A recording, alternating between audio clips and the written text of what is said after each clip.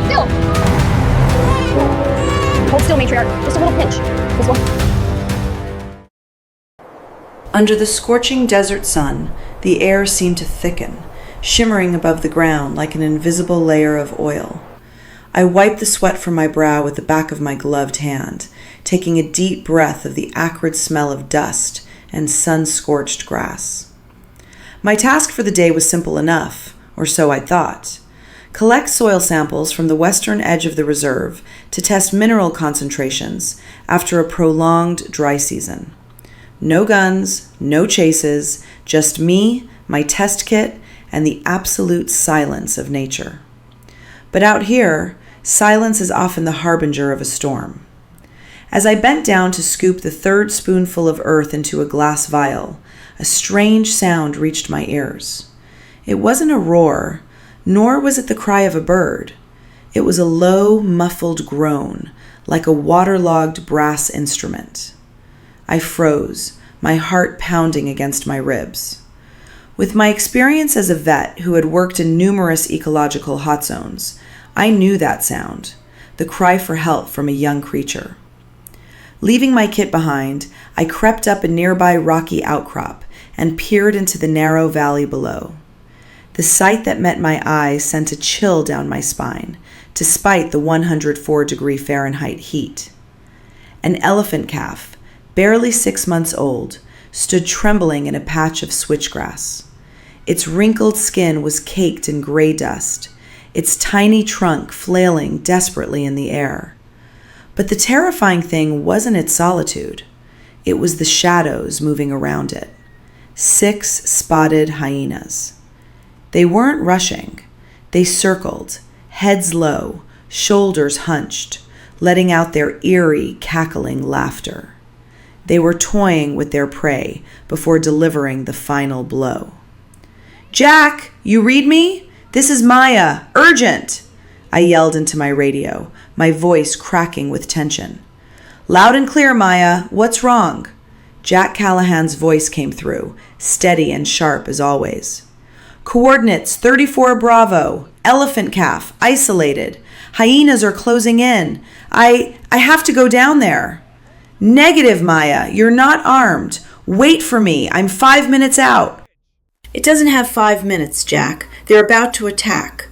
I cut the connection, not daring to hear any more arguments. I wasn't a special forces operator like Jack or Liam. I was a doctor. My job was to save lives, and I couldn't stand by and watch a baby get torn to pieces in front of me. I rummaged through my pack, my trembling hands pulling out 2 emergency flares. I slid down the rocky slope, loose gravel clattering under my boots. The hyena pack froze, turning to face the intruder. The pack leader bared its fangs, revealing a jaw that could shatter a tibia in a single bite. "Get back! Stay away from him!" I screamed, pulling the pin on a flare. A brilliant red light erupted with a piercing hiss and the thick smell of sulfur. I swung my arm, throwing the flare toward the leader. It flinched back.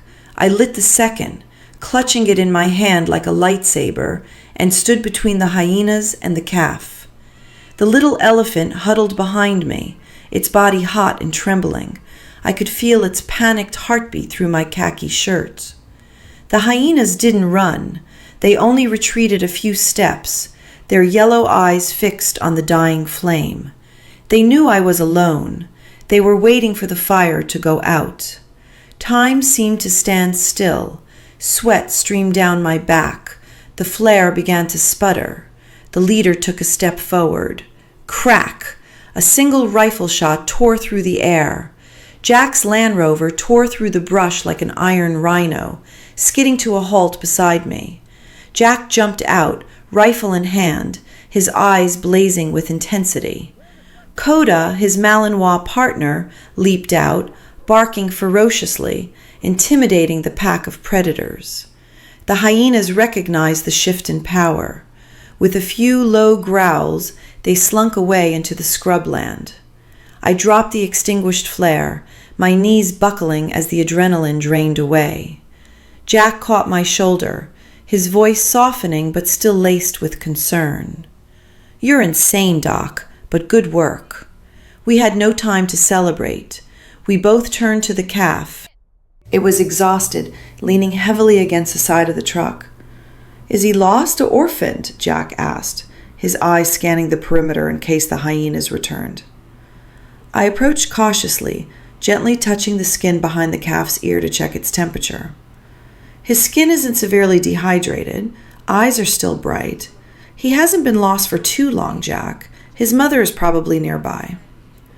"Coda picked up the scent of a herd about 3 miles north," Jack said, patting his canine partner's head. "Maybe he fell behind when they were on the move." "We have to get him there, immediately. If he's left alone overnight, he'll die from the cold or from predators." We guided the calf in the direction Coda led, a spark of hope lighting within me. Reintegrating a calf wasn't always easy, but at least we'd found a nearby herd. After nearly an hour of navigating through acacia thorns, we saw them. A herd of about 10 elephants lumbering toward a water source. "All right, little guy, you're home," Jack whispered, giving the calf a gentle pat on its rump. The small elephant seemed to recognize a familiar scent. It let out a happy trumpet and trotted toward the herd. I held my breath, waiting for the scene of a mother elephant running to greet her child. But it didn't happen. An adult female, the matriarch, turned. She flared her ears, raised her trunk, and let out a piercing, threatening trumpet. The calf stopped, confused. It tried to take another step. The female immediately charged forward, slamming her trunk against the ground, kicking up a cloud of dust and driving the poor baby away. "No," I whispered, my heart sinking. "That's not his herd." The calf backed away in fear, then turned and ran back to us, huddling against the truck as if it were the only protection it knew. The cruel rejection of nature is sometimes more painful than any physical wound. "He doesn't belong to this herd," Jack said, his voice low. "So where is his mother?" I took a closer look at the calf. Caked on his legs was a distinctive red clay mud, completely different from the soil in this area. "Jack, look at his legs. That's red clay from the eastern canyons. His mother has to be in that direction, and if she's not looking for her son, it means she's in serious trouble." We turned the truck around and headed east, but it seemed nature wanted to test our limits today. The sky on the horizon suddenly turned a murky orange. The wind began to howl, whipping up dust devils of dry grass. "Sandstorm," Jack said, squinting through the windshield. "And a big one, the dust wall." "Should we stop?" I asked worriedly, holding on to the small calf, who was now sitting in the back where the seats had been removed. It had taken a great effort to get him in. "We don't have time. If his mother is injured, this storm will kill her before we get there." Jack floored the accelerator, the engine roaring as the truck surged forward. But visibility dropped rapidly, from miles to mere feet. Sand pelted the truck like hail. The sky darkened to a twilight gloom, though it was only early afternoon. Suddenly, the calf became agitated. He trumpeted and tried to scramble out of the vehicle. "He smells his mother," I shouted. In a moment of chaos, as Jack was forced to slow down for a boulder, the calf leaped out. "No, stop!" We burst out of the truck, chasing the tiny silhouette disappearing into the red haze. The wind stung our faces, and sand filled our eyes, noses, and mouths. "Over there," Jack pointed. But the sight before us left me frozen in horror. The calf, in its desperation to follow its mother's scent, hadn't seen the mud pit, a deadly natural trap disguised by a thin layer of sand. He was sinking. The mud was already up to his belly and rising to his chest. The more he struggled, the faster he sank. "Get the winch cable! Hurry, Jack!" I dove down, not caring that I could be swallowed by the mud myself. I crawled out, the cold mud clinging to my limbs. I reached out and wrapped my arms around the calf's head, trying to keep his trunk above the surface. "Hang on, little guy. Don't be scared. I'm here." He was in a full-blown panic. the whites of his eyes wide with fear.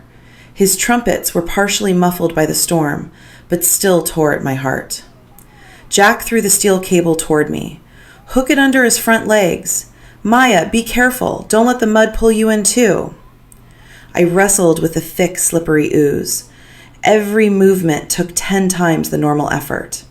The sandstorm raged, turning everything into a surreal Martian red. I had to use my entire body as an anchor to thread the cable under the calf's armpits.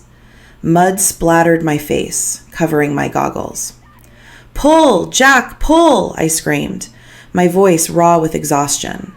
The winch motor whined. The cable went taut as a guitar string. The calf cried out in pain as he was pulled against the suction of the mire. I pushed from behind, using the last of my strength. With a great sucking sound, the calf's heavy body slid free from the mud pit, sending me tumbling face first onto the hard ground. We lay there, gasping for breath. Both human and elephant were caked in mud, looking like unfinished sculptures. The calf lay flat, with no strength left to stand. He trembled violently, his eyes shut. "He's exhausted," I said, placing a hand on his chest, feeling a weak heartbeat.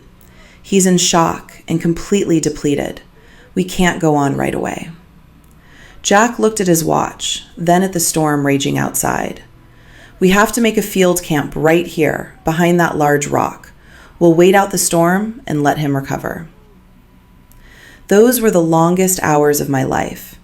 Outside, the sandstorm roared as if to devour the world. Inside our makeshift tarp shelter, which shuddered violently, I administered an IV drip and kept the little calf warm. Jack sat at the tent's opening, rifle in hand, his eyes fixed on the red-black void, standing guard over our fitful sleep. We knew that every minute we spent here was a minute his mother's life was slipping away. But if we pushed on now, we would lose the calf for sure. When the storm finally subsided, leaving behind a gray sky and a thick blanket of dust covering the land, the calf was able to stand. He drank a little of the formula I mixed for him, then immediately turned his trunk to the east, letting out a soft call. "Let's go," Jack said, packing up the tarp. "He knows where she is." We traveled another 2 miles, and then we found her. Lying on her side next to an ancient baobab tree, the mother elephant looked like a fallen mountain. A huge wound on her hind leg was swollen and festering, pus mixing with dust to form a horrific crust. The smell of necrosis hit us even from 30 feet away. "Oh God," I whispered, covering my nose, not from disgust, but from sorrow. A massive abscess, sepsis has set in. The calf rushed to her side. He touched her all over with his trunk, making pitiful whimpering sounds. The mother opened her eyes, clouded and utterly exhausted. She tried to lift her head, but collapsed again. She had used every last bit of her strength to wait for her child. I grabbed my medical bag and ran forward. "Jack, I need you to hold a light and have a supplementary anesthetic ready. I have to operate right here. If I don't drain this abscess, she'll die of blood poisoning within hours." As I approached with a syringe in my hand, something unexpected happened. The calf, the baby I had just pulled from a mud pit, the child who had huddled behind me in fear, suddenly spun around. He flared his ears, lowered his head, and charged straight at me. "Watch out!" Jack yelled, throwing himself between me and the calf. He rammed into Jack's legs, his trunk flailing wildly. He didn't know I was there to help. He only saw a human with a sharp object approaching his mother who was in pain. Though exhausted and small, his protective instincts were stronger than anything else. He was ready to fight the world to protect his mom. I stepped back, tears welling in my eyes. The sight was both beautiful and heartbreaking. "He thinks I'm trying to hurt her," I said, my voice choked with emotion. Jack grabbed the calf's trunk, using his strength to hold him back, but without being rough. He whispered, Easy, little guy. She's a friend. She's here to help. Shh, shh. Coda came closer too, gently licking the calf's face as if to reassure him. I took advantage of the moment, quickly injecting the mother elephant with a high dose of sedatives and antibiotics. Jack, you have to keep him back a bit. This surgery is going to be messy and painful. Jack struggled to lead the calf a few yards away, while the little one kept trying to look back at his mother, his mournful cries echoing through the sparse woodland. I began my work. Under the beam of a flashlight, I made a decisive incision into the abscess. Pus and dark blood erupted like a spring. The stench was so foul it made me gag, but my hands never stopped moving. Flushing the wound, debriding the necrotic tissue, placing a drainage tube. Every movement had to be precise. I was in a race against death to reclaim the life of this queen of the savannah. The wind still howled in gusts and dust still swirled, but in the small space around me, there was only the sound of the mother's labored breathing and the click of my instruments. 30 minutes later, the surgery was over. I administered a final reversal agent, then sat down hard on the ground, my hands shaking as I pulled off my gloves. It's done, I said, my voice hoarse. Now all we can do is wait. Jack released the calf. He immediately ran to his mother's side, lay down next to her, and placed his trunk on her bandaged wound, as if to warm her. The storm was completely gone. Stars began to sparkle in the crystal-clear desert night sky. The silence returned, but this time it was a silence of hope. The anesthetic slowly wore off. An hour passed, then 2. The mother elephant remained motionless. Fear began to creep into my heart. Was her body too weak to recover? Suddenly, her ear twitched. "She's waking up," Jack whispered. The mother elephant opened her eyes. This time they were clearer. She saw her baby sleeping beside her. She let out a low, warm rumble. The calf started, overjoyed. The mother elephant braced her front legs, trying to stand. The first attempt failed. She fell back. I held my breath, my hands clenched in prayer. "Come on, matriarch," I whispered. "You can do it."